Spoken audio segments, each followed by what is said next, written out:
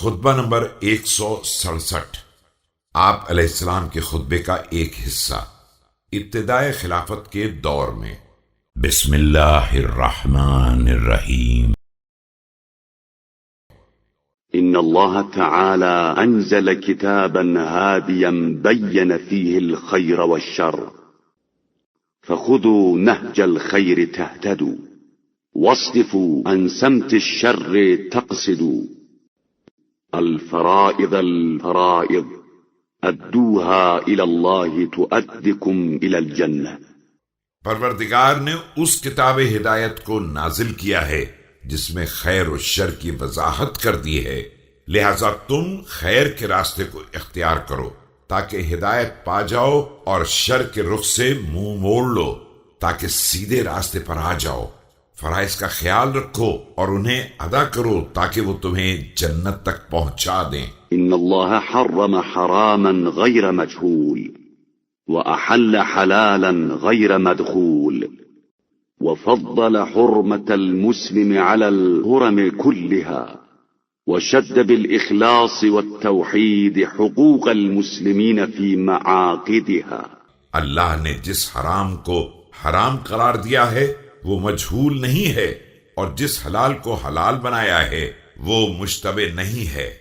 اس نے مسلمان کی حرمت کو تمام محترم چیزوں سے افضل قرار دیا ہے، اور مسلمانوں کے حقوق کو ان کی منزلوں میں اخلاص و یگانگت سے باندھ دیا ہے۔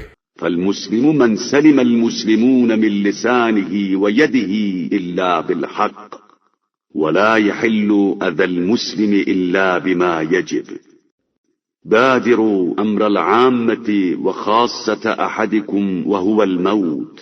اب مسلمان وہی ہے جس کے ہاتھ اور زبان سے تمام مسلمان محفوظ رہیں، مگر یہ کہ کسی حق کی بنا پر ان پر ہاتھ ڈالا جائے، اور کسی مسلمان کے لیے مسلمان کو تکلیف دینا جائز نہیں ہے مگر یہ کہ اس کا واقعی سبب پیدا ہو جائے۔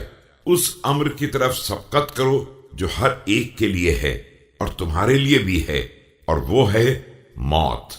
فإن الناس أمامكم وإن الساعة تحدوكم من خلفكم تخففوا تلحقوا فإنما ينتظر بأولكم آخركم۔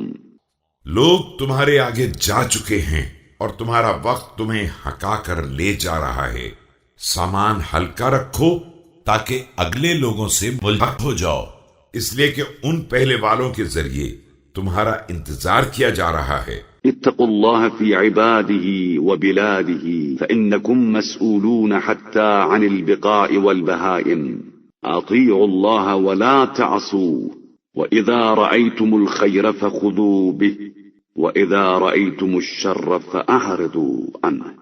اللہ سے ڈرو، اس کے بندوں کے بارے میں بھی اور شہروں کے بارے میں بھی، اس لیے کہ تم سے زمینوں اور جانوروں کے بارے میں بھی سوال کیا جائے گا۔